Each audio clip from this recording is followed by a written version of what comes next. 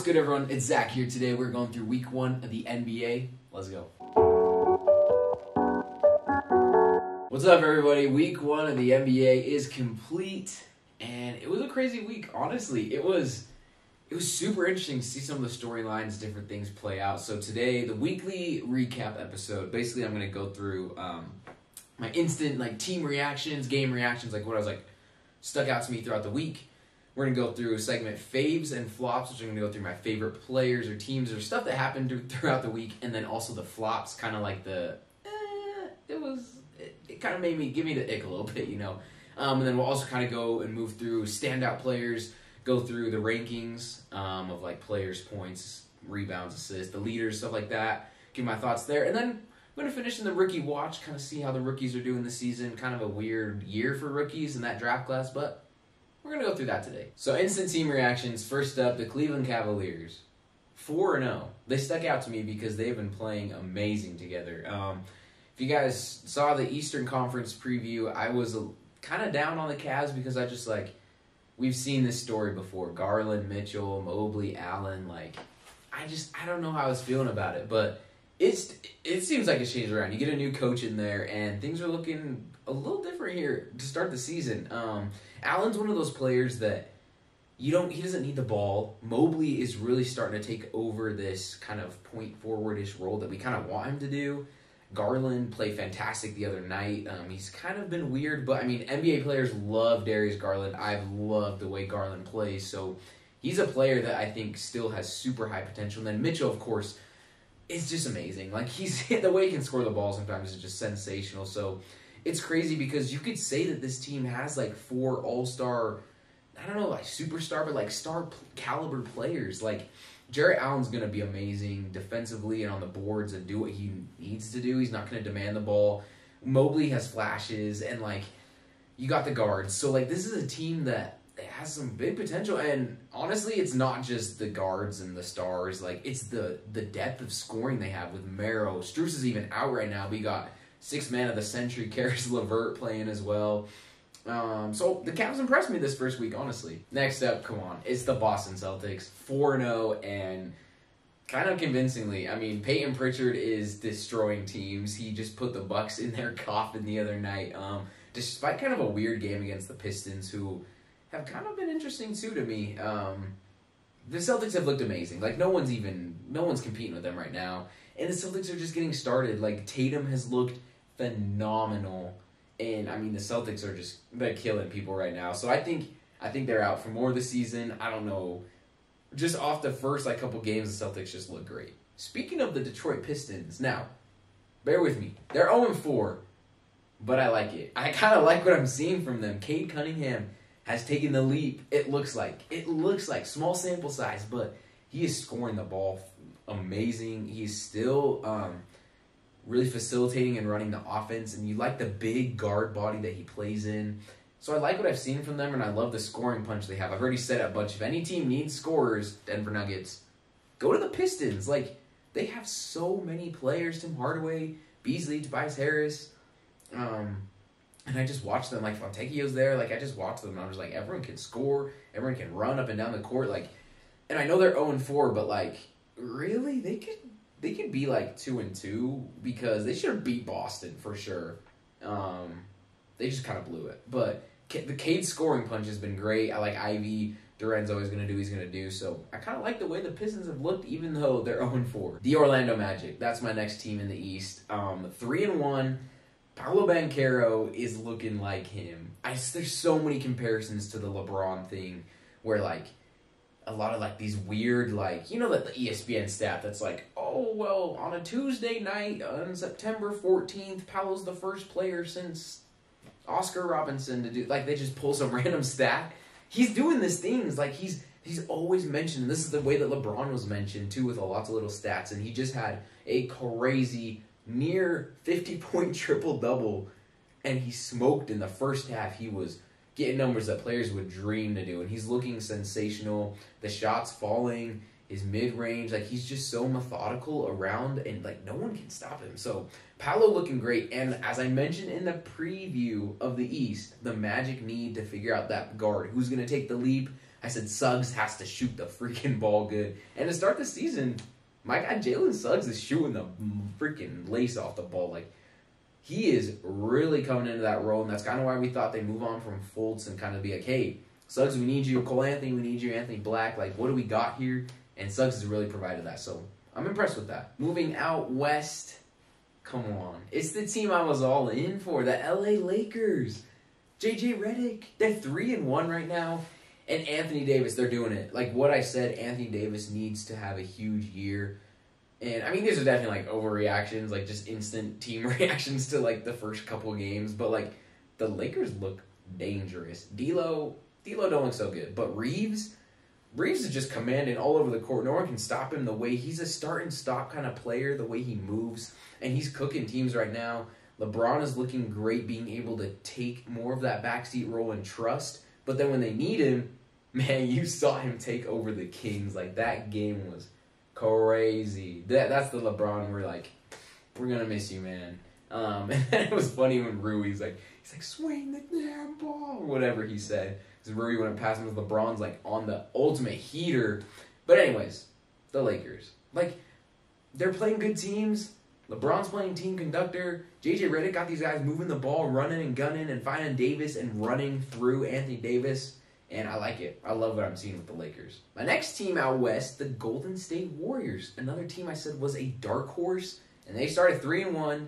And although Steph did get hurt, and it was crazy because he goes back in the game after getting hurt. And it was a non-contact. He just goes to set a little ball screen or off-ball screen on the corner. And he just rolls it again. And he's like, I'm out. And he just goes straight to the locker room. And I was sad because, I mean, it's Dub Nation's back because Steph dealing with ankle problems. They're shooting, running, gunning, leading the league basically in scoring right now. Buddy Hield just went crazy again last night against the Pelicans. Buddy Hield is, oh my gosh. I mean, it's crazy because it's like, yeah, okay, JJ Redick, Kyle Korver. Like, you give these generational shooters 15 shots at a 3 a game. Like, they're probably going to hit 7-8 of them. Like, they're great shooters. So, I love what I've seen. This, I kind of like, I dig this. I love it's super sad, but I love that these other guys are going to be able to step up while Steph is out. Like Pods, I love Brandon Pajemski, and he's going to have a great chance here to shine and really run and orchestrate the offense as Steph would do. Buddy Hield will be important. And they're playing 12-man. Like, they're going 12 deep in the rotation. And you got Waters, you got Kuminga's not been great, let's be honest. But the rest of the guys, like Trace Jackson Davis is getting a lot of run. Moses Moody's starting to get in there a little bit with Steph out too. But I like what I'm seeing from the Warriors. A little dark horse status, but I like it. All right, next up, instant team reactions. The Nuggets freaking suck. They should be 0-4 right now, and I don't want to hear it. They're 2-2 somehow. They played the Clippers, who they lost. They didn't play very good. They played the Thunder also. They didn't play good. Those were the first 2 games. Because I had to sit up in my chair because I'm just like, the Nuggets are not it right now. Then they go and play the Raptors. Scotty Barnes takes a nasty elbow. They had to almost kill Scotty Barnes just to have a chance to win in overtime against the Raptors. Then they turn around. They're like, all right, now we're going to play the Nets. Maybe we can handle this. No. They're a huge comeback effort, and they barely squeak by freaking the Nets with Jokic almost posting a 20-20-20 triple-double. Like, oh, yeah, and then against the Raptors, he's got to go for a 40. Like, it's the 3rd game in the season. Guys, they can't score. The Nuggets can't score. They can't shoot.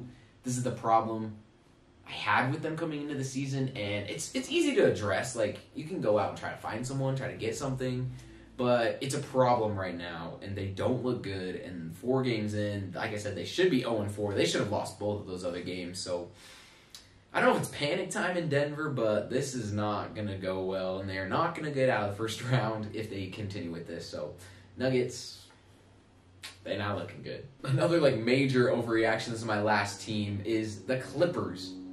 2-1. I think they played the least games in the NBA, actually. But they have, like, the best defense in the NBA right now.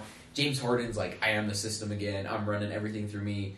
He's actually not really shooting the ball well at all. I want to say his numbers are, like, in the 30s from 3, and he might be in the 20s, actually, from 3. His twos are in the 30s. He's taking a lot of shots too. But the revelation's been defensively, and Zubac has been amazing. Derrick Jones Jr. is fitting really well into that role. They have Dunn off the bench. They got come on, Powell, dude. We all know Powell's like one of the greatest scorers. Honestly, like underrated, like greatest like underrated scorers, because he'd always come in like second half of games when I'd watch them with the full like James Harden, Paul George, Kawhi Leonard, West, like healthy Clippers, and he'd come in and score and get buckets.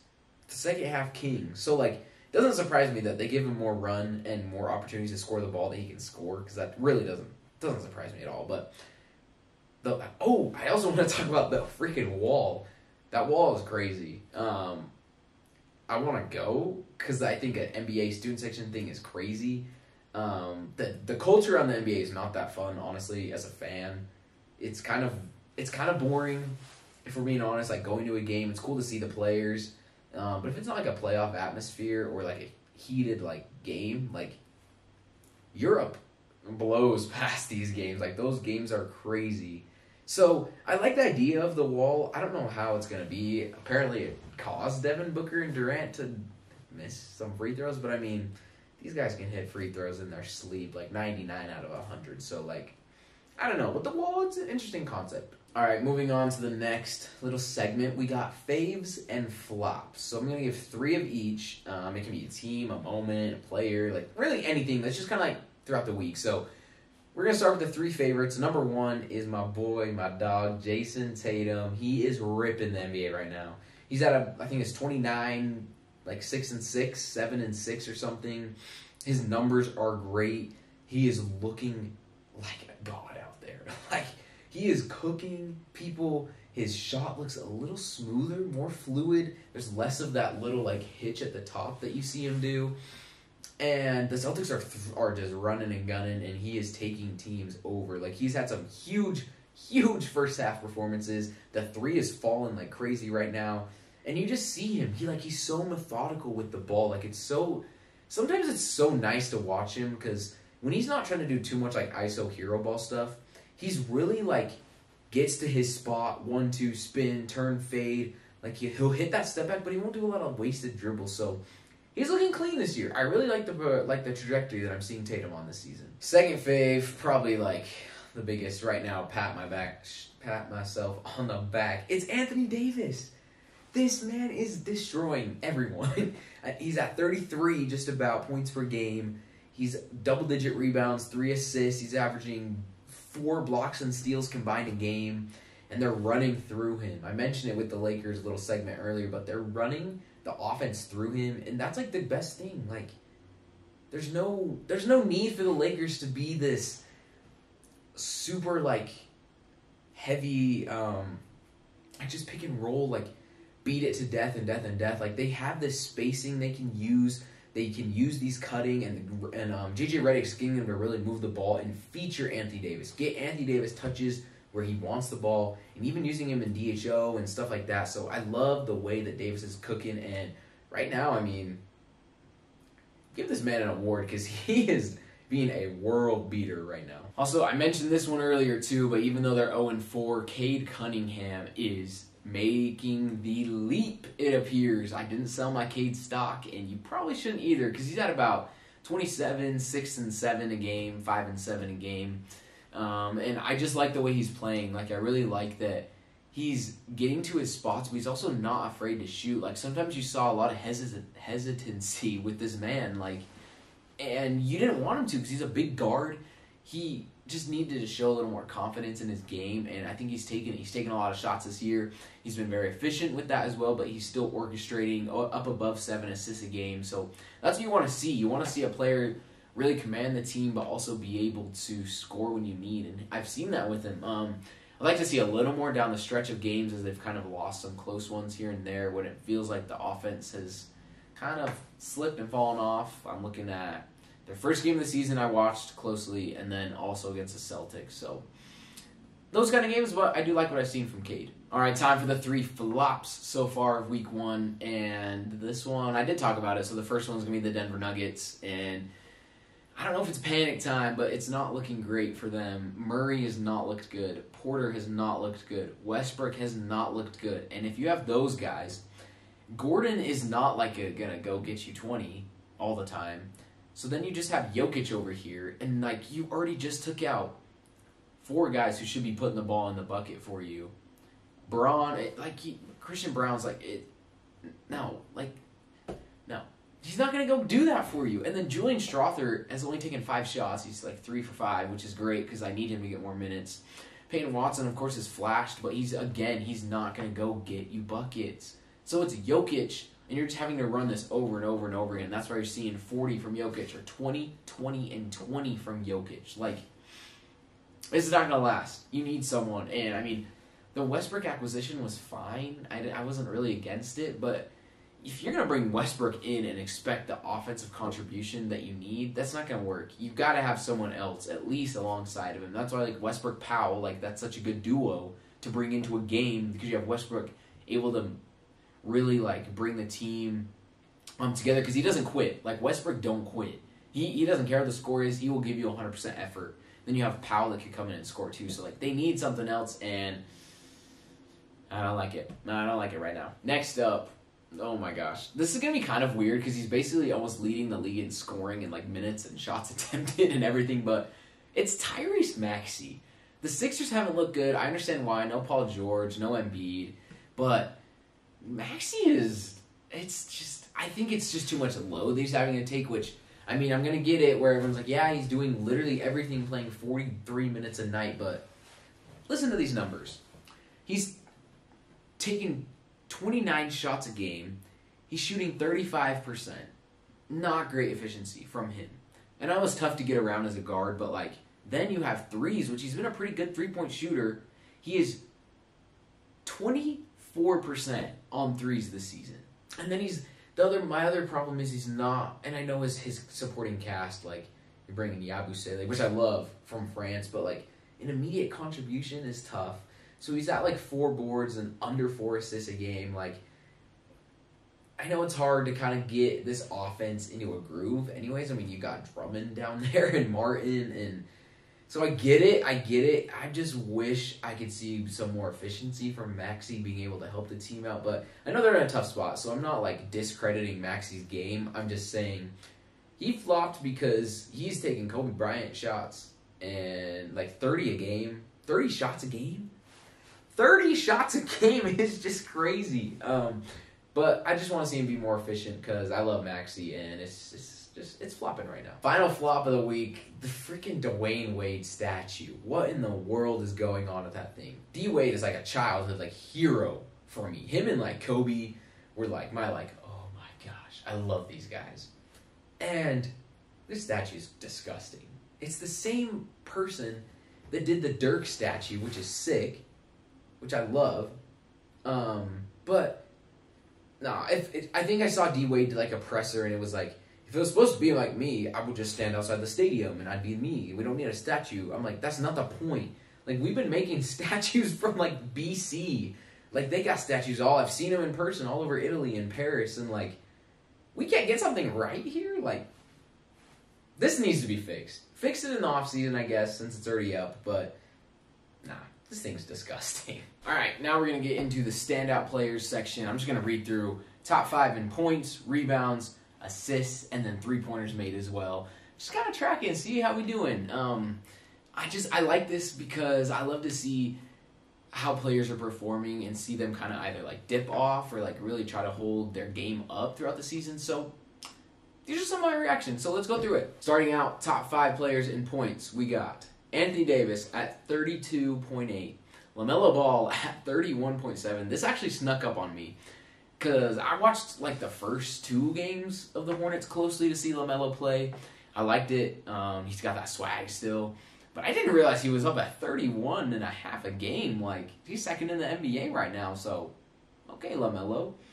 Jokic at 31.5, Maxey at 31.3, and then Edwards at 30. If you didn't see Anthony Edwards against Dallas, oh my gosh. This man, I mean, actually, the first quarter, because the rest of the game he played garbage, but the first quarter, this man was, oh my gosh.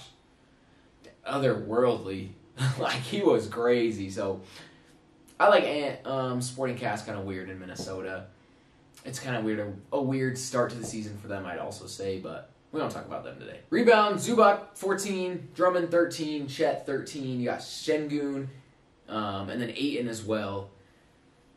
Kind of my people I thought would be there, but once I saw Drummond was going to be kind of a bigger piece with Embiid out right now. I don't know what the freak Embiid's doing. But also, Şengün. Şengün had a crazy first game for the Rockets. Like, I think he had he had like a double-double in the first quarter or something. But he's been very good for the Rockets as well. And, I mean, rebounds, Drummond's going to always be there, but Zubac has been great for the Clips. So, rebounds, assists, scoring, like, he's looking like all-around big right now. So, assists. James Harden leads the league in assists right now at 11.7. Trae Young at 10.8. Jokic at 9.3 after he almost had 20 the other night. Then this is the two. Both of them are tied at 8.3. It is Scottie Pippen Jr. and Dennis Schroeder, which Schroeder's had a huge assist game the other night. But Scottie Pippen filling in with the weirdest rotation in the NBA, a team I don't even want to talk about, the Memphis Grizzlies, but Ja doesn't play a lot. He's still on the little minutes thing. Edey doesn't play a ton. Bane is playing. Jaren Jackson Jr. is still out.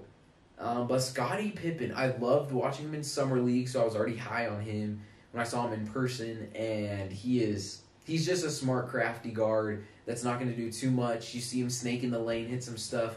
He's like Tyus Jones reincarnated, so they somehow struck gold. I don't know how Scottie Pippen Jr. even ended up in Memphis with a lot of, like, I don't know, like, I feel like someone else could have got him, but they have him there, and I mean, backing up Ja, like, it's a good role for him, and a good role for, like, a Tyus Jones. Like, it's the same thing where he can come in and really contribute. So the Grizzlies are a mess, but Scottie Pippen, let's go. Then he got 3-pointers made. Anthony Edwards probably shouldn't even, well, he should be on this, I guess. He's taken a lot of threes this season. He's at number 1 with 22, but he hit a ton last night.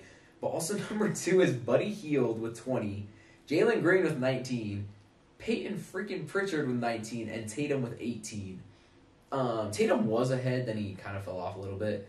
But Ant is taking a lot more threes than I think a lot of people thought he was going to be taking, but he'll probably end up around the 4 a game range by the end of the season. Like, he's taking and making them.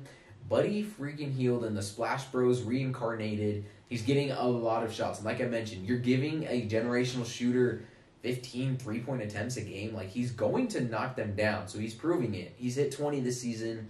Jalen Green, also kind of impressive because he's a shooter, but he's really good at, like, attacking the basket and slashing. So it's nice to see him efficiently, like, knock down threes, too. Then my 2 Celtics. But it's been the Peyton Pritchard show because he just burns the Bucks. Like, he just burned the Bucks the other night.